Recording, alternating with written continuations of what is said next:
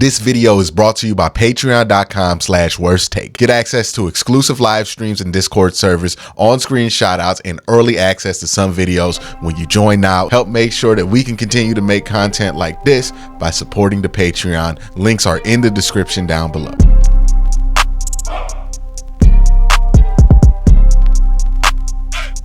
Let's do part 2. The Browns play football this week, G. Browns, Cowboys, Fox, 4 o'clock. The lights will be bright. I have a running theory. Okay. We have watched Siaki Ika and Khalifa Lisi and Aiden Robbins and who else out there so long. We done forgot that we got Myles Garrett.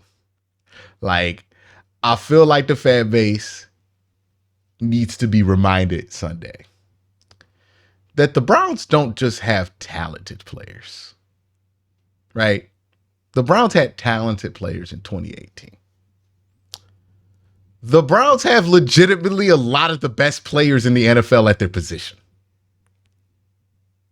Like, this defense gonna look a lot different when Miles is out there and when Dalvin Tomlinson is out there and Zadarius Smith versus when Siaki Ika out there trying to two-gap. Looking by nasty. accident. Looking Okay. nasty work. Just... It's going to look a lot different. With Khalifa Lisi and Denzel Ward are in two different worlds of cornerback play. Greg Newsome and Khalifa Lisi are in two different worlds. So Cam Mitchell and Greg Newsome. Yeah. Maybe we can cover the slot fade this week. You know what? You will, because you're not gonna be able to throw those slot fade with Myles Garrett coming down you. Like that. So much about the Browns secondary and so much about the Browns defense. I think this is going to be true about the offense. Is reliant on the personnel. The Browns aren't running anything on the defensive side of the ball that'll blow your mind with this complexity.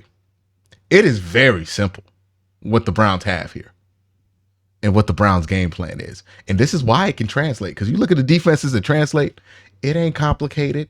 It ain't if this, then that. Those are the defenses that have a hard time translating year to year. Because when you have turnover, you got to learn if this, then that in the secondary. That's hard to translate. Dog, we play man and say, you not going to get to your third. We got Miles. Hold that ball for more than 2 seconds. I promise you, you're not going to get there. That's what the Browns have. The Browns are able to get away with one high, which is crazy that they can play that sometimes. They can get away with it because you could get pressure immediately off the ball. And it's not about, can I get the slot fade? It's like, can I get the ball out? Period. Right? Only a few times have they run up in situations, and even in those situations, the Browns defense, I think the Texans game is the one that pops up in people's mind. Browns defense was injured at that point, right? In the back end, especially. Miles was working through injuries. You had a bunch of injuries on the defensive line. Your depth was not the same that it was a couple of weeks ago before that game, because you were missing Mo Hurst, Obo Okoronkwo along the line of scrimmage. So you didn't have the depth there. And to give CJ Stroud and Laramie Tunsil their credit, Laramie Tunsil had a great game, one of his best games in his career that night, and so did CJ Stroud. But the odds of a team having their left tackle and their quarterback play the best game of their life every week ain't great. But I do think though, Quincy, to give some sort of, I wouldn't even say pushback, is that game showed the Cleveland Browns to be a team that if you can handle their best punch, there's some things that you can get off. There's some things that are there to be had. I think the Cleveland Browns need to show a better counterpunch.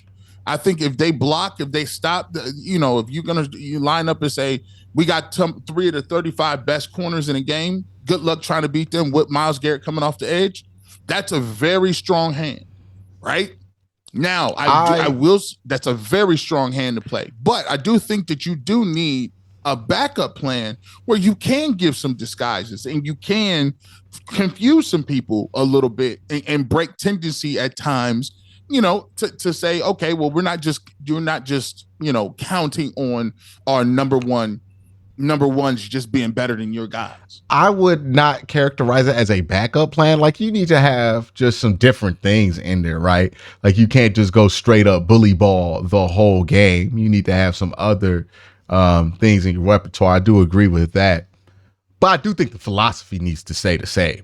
This defense is not Floyd Mayweather, right? No, Floyd no, Mayweather they're an outthink attacking you, style out defense. hustle you. Yeah, yeah. This Attacking. defense is Mike Tyson.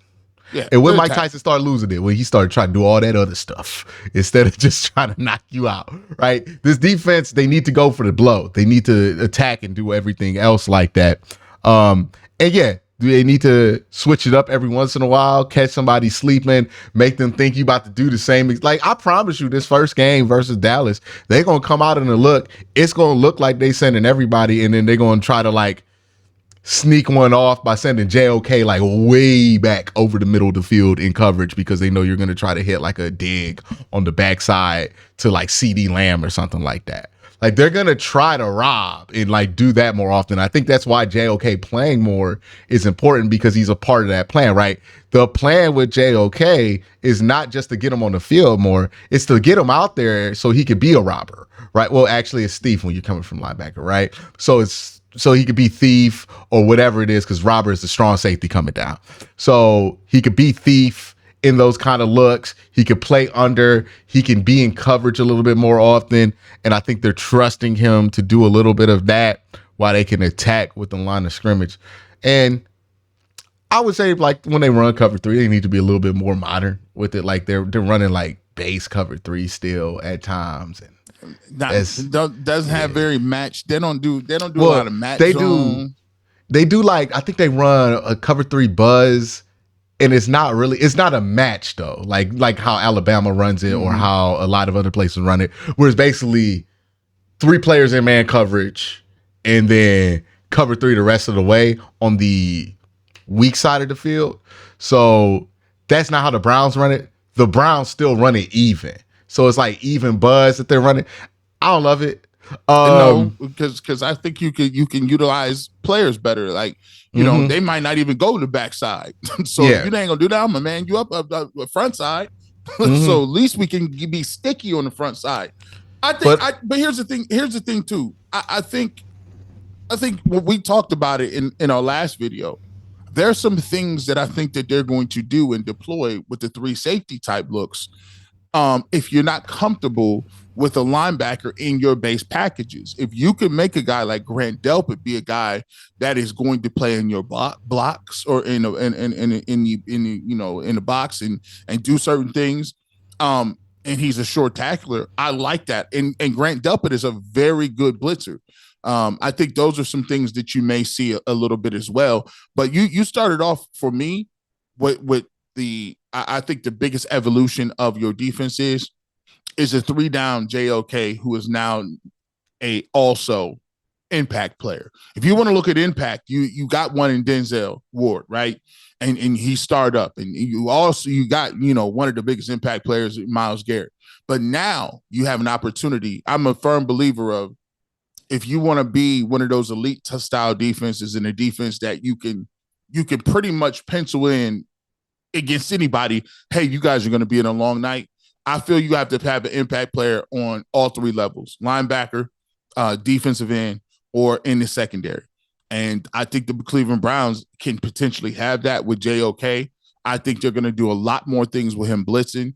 And I think, and when you're looking at this game specifically, I think one of the great things that they are going to have to do is, they have to make Dak and the Cowboys uncomfortable. Dak can throw the football. CD Lamb is a guy who's, one of the best receivers in the league.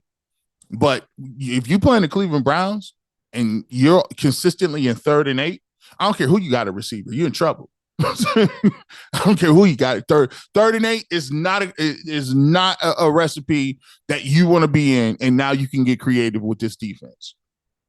Yeah. Yeah. And to be fair, the Browns were like excellent in those kind of situations last year. And I don't want to focus too much on the Browns defense just because in reality, we're talking about what's going to make them be like number one defense in the league or like number one defense we've seen in the last 10 years. Like, I think that's the range for them. I think they're going to be one of the best defenses in the NFL just because they're just so good on that side. They have Jim Schwartz there, who's a really good defensive coordinator. I'm not really concerned that this defense is going to fall off a cliff or look completely different than it did last year. And I think that that's probably going to be one of the most bankable things on this team. For me, what makes the Browns really, really, really, really a problem to deal with is if the Cleveland Browns are coming out and their offense that is going to score points. Whether that's, sevens or threes, or they're efficient on third down and they can put points on the board. Because one of the things that we looked at last year, our offense was not efficient at all. Especially when you look at the number of 3 and outs, you look at the number of points we put on the football on the board. Now, granted, we had a lot of quarterbacks playing, but can you imagine what that looks like now? If you have, I'm not even going to say a top 10 offense. If you got a top 14, 12 type offense, right? And you are getting chunk plays down the field and you can move the chains. If the Browns get you down by 10, um, I'm looking around and I'm thinking, like, what are you planning on doing? Because if you get to obvious passing downs and you got to throw the football and you find yourself in that situation, the Browns offense is like putting gasoline onto the defense, because now you have a team where, look, you're not going to be able to just come back and throw up 12, 14, 21 points in the third, fourth quarter to win games. So for me, I look at the Cleveland Browns offense and Deshaun Watson in saying, if he's still going to be able to use his legs, and you still got David Njoku, you still got, one of the best offensive lines, and you've upgraded at receiver, and you got one of the best route runners with Amari Cooper. And then you got Nick Chubb coming back. And I don't understand where it is in this particular equation that the Browns are a terrible offense. I think people are going to get they're going to get a big awakening. They're going to get a rude awakening, because what they're going to see is, well, maybe we were just using a lot of rhetoric, but when you look at it and you break it down line for line, room for room, group for group, I don't see where you're just going to be a bottom third offense. I just can't cut that.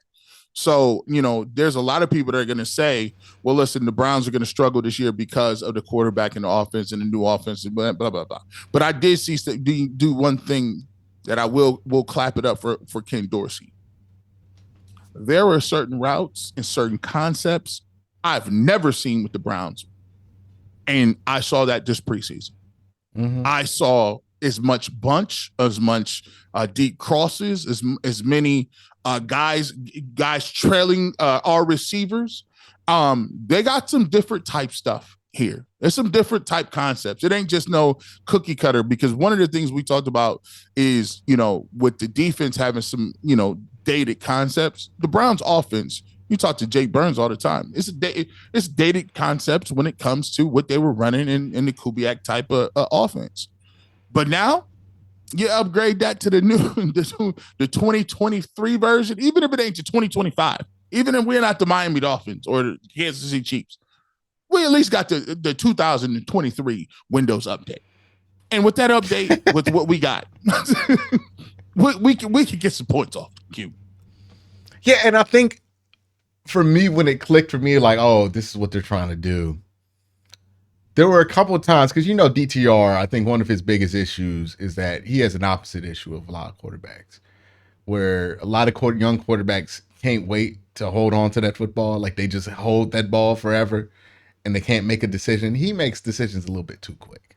And he throws that football almost like instantaneously. Sometimes, like, he'll be in a 3-step drop. He don't even get to that third step. He just goes off 2. But there are times where he holds that ball a little bit and he lets something develop just that half a second longer. And you're like, oh, this is what they're trying to go for. This is how they're going to open up stuff. This is how they're going to wide up downfield. I think Deshaun Watson's going to end up looking pretty good in this offense. I'm pretty confident that Deshaun's going to play well. This is the first time he's not trying to like convert what he knew into something else. And then, we talked about it. Ken Dorsey as the offensive coordinator when Kevin Stefanski's here is going to put Ken in a role where he's kind of like, he's still the offensive coordinator, and I don't want to take anything away from him, and I don't want to sound like I'm like trying to belittle him. So this is not the intent, but he's also primarily a quarterback's coach too. Yeah. Right.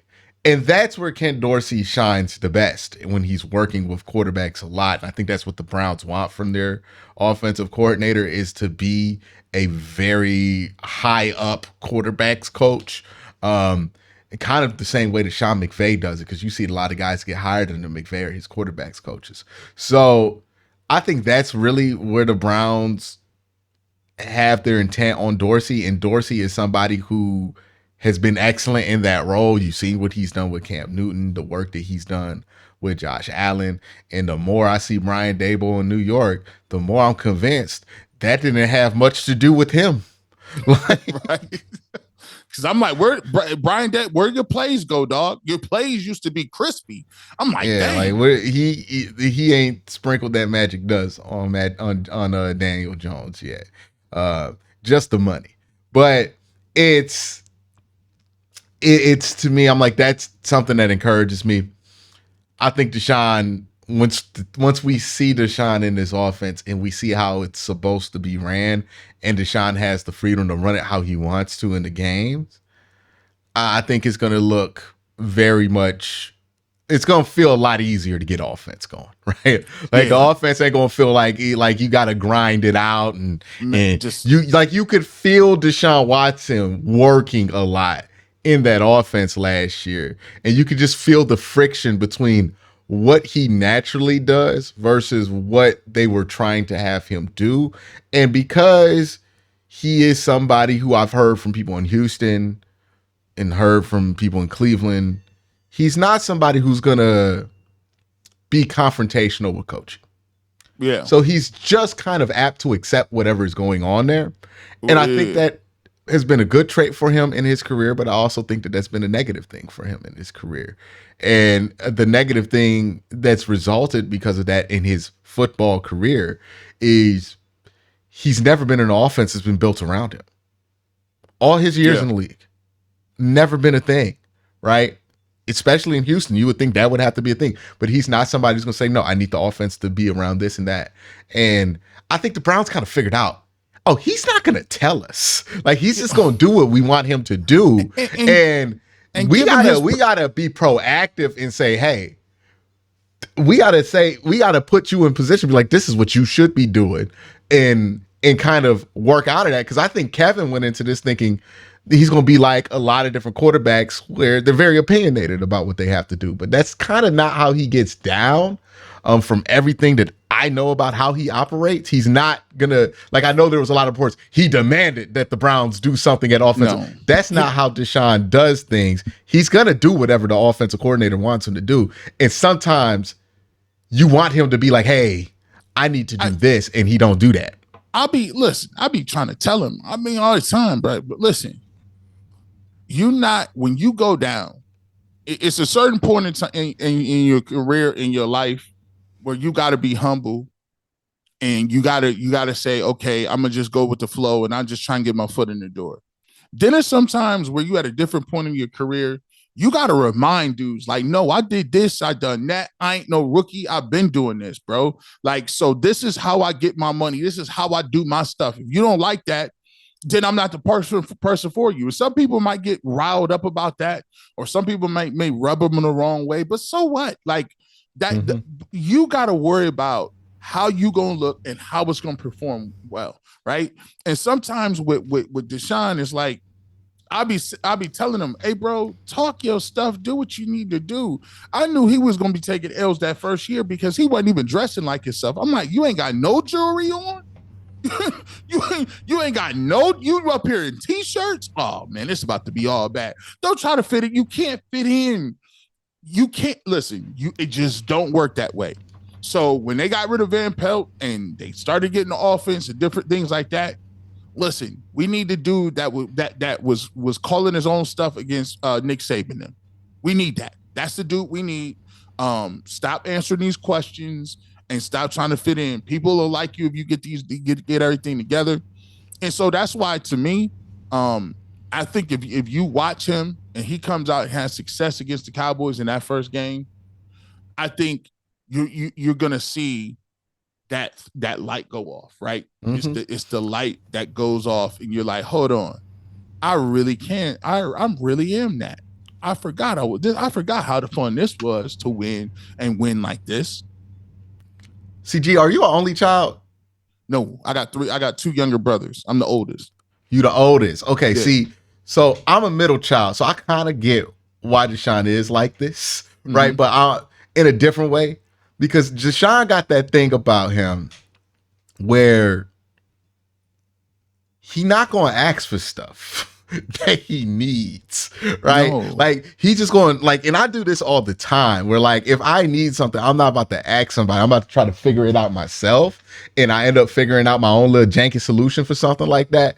But when you're the oldest child or when you're the youngest child, you're used to saying squeaky wheel gets the oil, right? Like squeaky wheel gets the oil, which is to say, I need an offense that fits me. I need this. I can't be asked to do that. I need more RPOs in here, right? Or the youngest usually does that.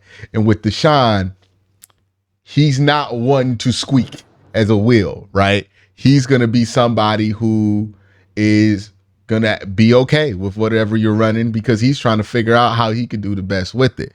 And I think that attitude makes him very likable by like coaches who have had him say very nice things about him. You won't see a former coach of his really say anything bad about him as a football player. But sometimes you need to be less likable by the coaches. And I think sometimes he does that where he wants to be liked by the coaches. He doesn't want to say anything or disrupt that, but he needs to be a bit more vocal in this process and let people know that's in charge of how this offense is going to look, what he is really good at running, what he's not. Because by now wanting to do that, you end up making the offense worse. Yes, because you're the decision maker. Yeah, it's all on you. And I think that's something he has to, in a way, conquer, or Kevin Stefanski has to conquer and figure out, okay, the boy ain't gonna ask every time he needs something fixed. He just gonna sit there and try to fix it himself.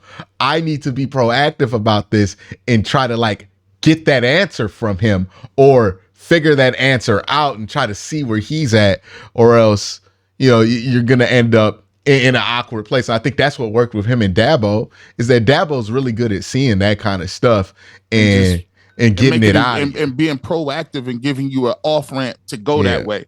Like Bernie Kosar, like we talk about it all the time. Like Bernie Kosar, we'll sit there and one of the greatest things about talking to Bernie is he gives you so many gems, like as a defensive lineman, of what you're looking at. Like, and I'm seeing something, and I'm saying, when you from a quarterback's eye is watching the game, because people don't know, Bernie Kosar was one of very many people that called his own plays. Like when you talk about guys calling their own plays, it was him, a couple other guys. Jim Kelly used to call his own plays when he was running the K-gun back in the day. Also, Bernie would call plays when he was the backup for Dan Marino in Miami.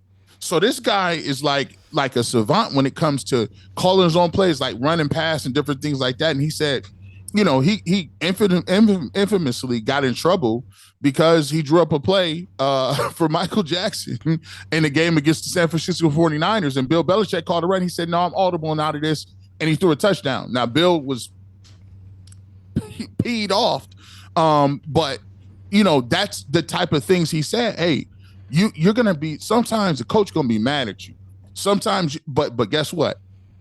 they're going to take playmakers over guys that's being in their gaps. And they need Deshaun Watson to be a playmaker, not a gap guy. Hey, listen, we'll live and die with the results.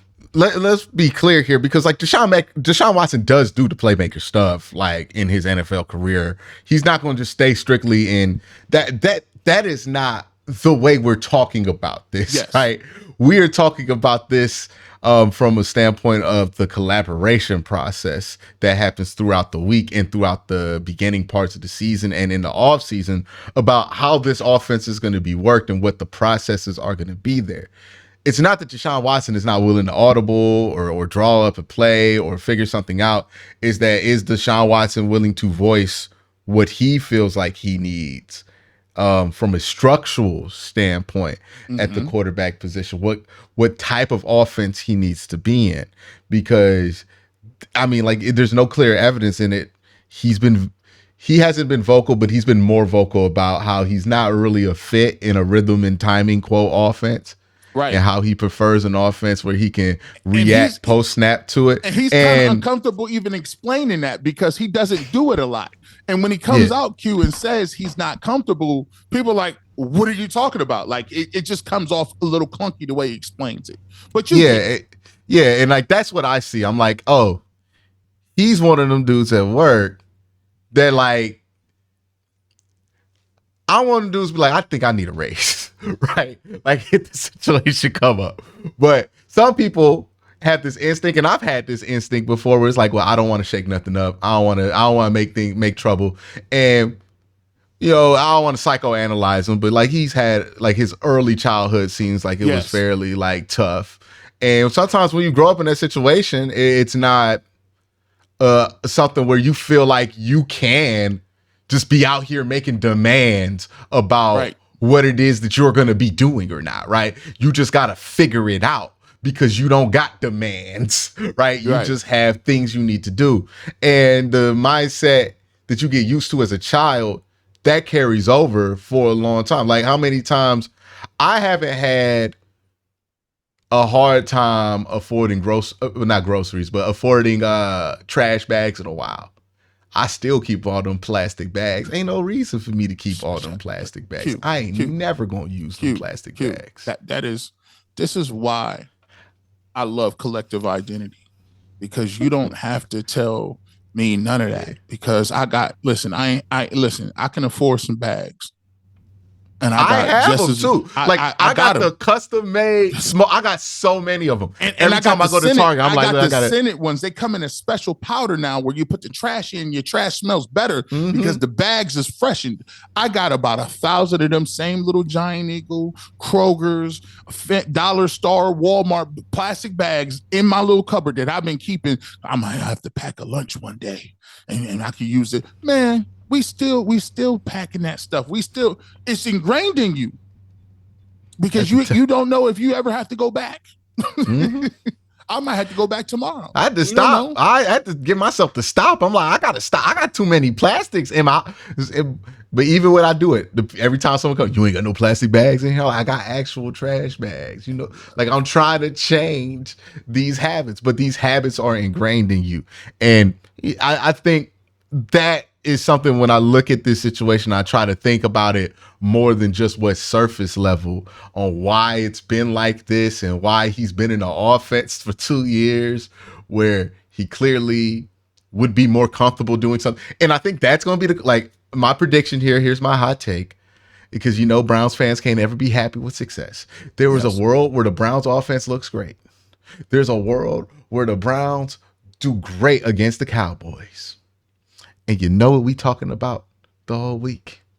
Why didn't we do this the last 2 years? Why we could have been having this the last, and I'm not going to be there because I already have understood the dynamics that have led to you here. If you want to know why Deshaun's been in an offense where he's been less comfortable, and I think there's going to be some benefit to this down the road, because there are going to be times where Deshaun does have to do the rhythm and timing stuff like he did to a very high level against Baltimore, right? There's going to be times where that comes in handy, and he needs to be proficient at that. Because they're gonna take away a lot of the stuff, and they're gonna say, we want to see if you can got play to it up force them back straight into up. it.